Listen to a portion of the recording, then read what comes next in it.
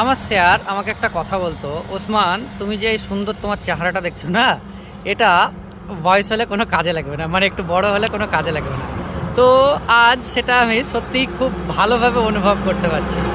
আসলে 22 বছর পেরিয়ে গেলে মানুষ আপনাকে আপনার সুন্দর চেহারা বা আপনি মোটা না কালো না ফর্সা এ দেখে কিন্তু চিনবে না। চিনবে আপনাকে আপনি কি কাজ করেন সেটার উপরে নির্ভর করে, আর আপনি আপনার কাজে কতটা দক্ষ সেটার উপরে নির্ভর করে। আসলে রূপ গুণ ফর্সা কালো এগুলো 22 বছর পেরিয়ে গেলে কোনোটাই কিন্তু কাজে দেয় না। এগুলো শুধু 22 বছরের আগে পর্যন্ত কাজে ব্যবহার করা হয়, পরে কিন্তু নয়।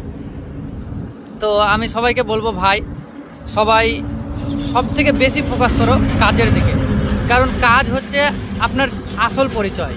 সব থেকে আপনাকে মানুষ চিনবে সেটা হচ্ছে আপনার কাজের উপরে নির্ভর করে। আপনি যদি কাজে দক্ষ না হতে পারেন তাহলে আপনার এই সমাজে কোনো কিন্তু মূল্য নেই।